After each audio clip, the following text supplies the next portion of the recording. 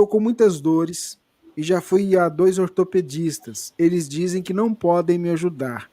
Eu tenho uma válvula metálica no coração e tomo Marevan para afinar o sangue. Devido a esta medicação, qualquer outra que tome bloqueia o Marevan e eles não querem me acompanhar por ser uma responsabilidade muito grande. Faço cirurgia espiritual há 10 anos e parece que alivia, mas não cessa. Pode me falar alguma coisa sobre esse resgate, essa expiação? Desde já eu agradeço. Se a gente puder dizer alguma coisa para ela, Jorge. Na verdade, a gente tem muito a tendência de achar que se eu atravesso uma dor, eu automaticamente estou num processo expiatório. Não necessariamente, nem todas as vezes que nós estamos atravessando um processo doloroso, nós estamos obrigatoriamente dentro de um cenário de expiação. Eu posso estar num cenário de prova, ou seja, uma circunstância que não é necessariamente minha, mas às vezes pode ser do meu cônjuge. Como seria isso? Eu, na verdade, eu não sou a pessoa que teria que passar por essa experiência. Mas o meu parceiro, o meu companheiro, ele precisa passar por essa experiência. Eu não tenho essa necessidade. Essa é uma história dele, por conta daquilo que ele fez, das coisas que ele praticou. Então, ele tem esse tipo de necessidade, mas eu não. Então, eu estou, na verdade, com um parceiro. A história dele não é minha. Só que como eu estou com ele, na medida em que eu estou com ele, eu estou inserida no processo. Então, a história é dele, mas como a gente está junto, sobrou para mim. Eu dou um exemplo. Lívia, no livro Há 2000 anos, você acha que ela tem um karma para merecer ter um filho sequestrado?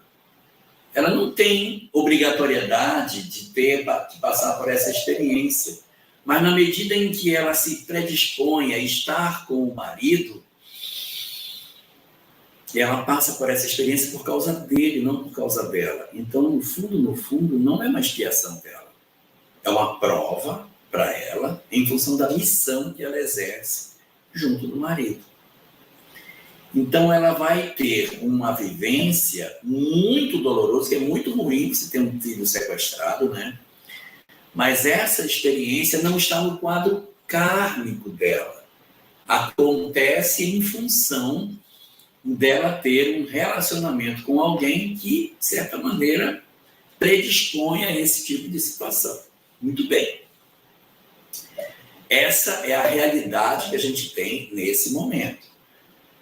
A mesma coisa pode estar acontecendo com você. Quem garante que isso seja uma coisa que seja sua? Mas isso pode ser uma coisa da relação da família, para você, a lição que fica para os filhos e fica para o seu companheiro, o quanto que você vem aprendendo e que todo mundo está aprendendo com isso. Então, a primeira coisa que a gente tem que entender é nem toda dor é expiatória. Ela pode ser expiatória? Pode. Se você for revoltada, angustiada, inconformada, é um sinalizador de expiação, embora não seja determinante isso, mas é um sinalizador. Mas ela pode ser uma prova, mas ela pode também ser uma missão. Então, as circunstâncias existem. O que eu sugeriria a você é: aproveite a oportunidade e sente a vida, deixa o vento soprar no seu rosto.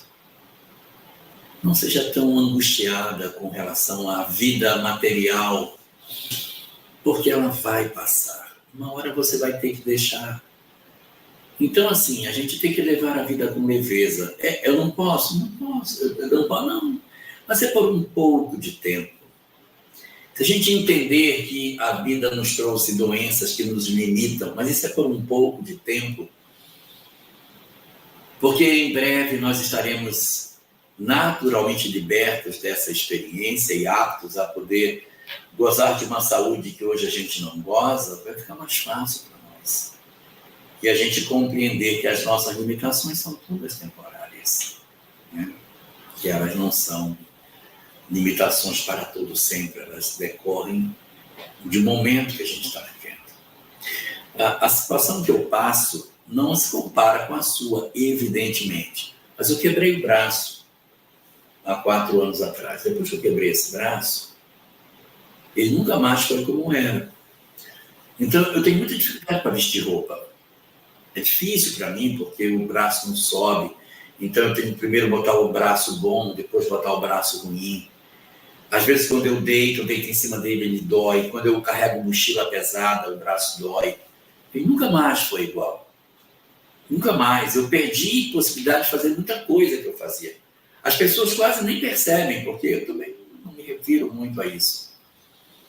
Mas eu tive muitos movimentos que eu tenho mais. Coisas que eu podia, que eu fazia, hoje não faço. Mas eu entendo que isso é por um pouco de tempo, sabe? Claro, não se compara com a gravidade do seu. Estou fazendo um paralelo. Porque eu perdi muito da minha possibilidade. Hoje, para eu consertar uma coisa em cima é difícil. Eu tenho que subir muito mais na escada, porque o meu braço não vai até lá, vai até só um pedaço. São muitas limitações. Aqui, como a gente não percebe, não sente. Mas para eu pegar uma coisa no alto, eu só pego com a mão esquerda, a mão direita não vai de jeito nenhum, só vai até aqui, daqui não vai de jeito nenhum. Então, são limitações e a gente vai aprendendo a lidar com essas limitações e compreendendo que se por um pouco de tempo, depois isso vai passar. E a gente vai ter novamente a possibilidade de ter a plenitude do corpo que a gente tinha antes. Se esse foi o preço que eu tive que pagar para que eu pudesse passar por uma fase nova na minha vida, eu entendo bem isso, que foi a experiência que eu precisava para que eu pudesse fazer uma virada de chave. Então eu interpreto no que resultou tudo isso, sem ficar me fixando muito na perda que eu tive, mas idealizando por quê, ou melhor ainda, para que isso me aconteceu. O que eu estou ganhando, o que eu estou aprendendo, o que eu estou me desenvolvendo na medida em que eu tenho essa limitação hoje na minha vida. Muito bem, Jorge, ouvintes, são esses desafios que a gente tem mesmo, né? Quem não os tem, né? A gente, cada um no seu grau, né? E o importante é a gente perseverar diante desses obstáculos, né? Para dirigir dói. É engraçado isso. E a gente vai, de certa forma, o corpo vai adaptando, né, Jorge? A gente acaba, igual você falou, a gente acaba adaptando aquela, né, aquela dificuldade Eu ali. dirijo com uma mão aqui e a outra aqui embaixo no volante. Não dirijo assim. Deus o livre, começa a doer. Então eu tenho que deixar uma mão aqui embaixo. Passar para cá dói.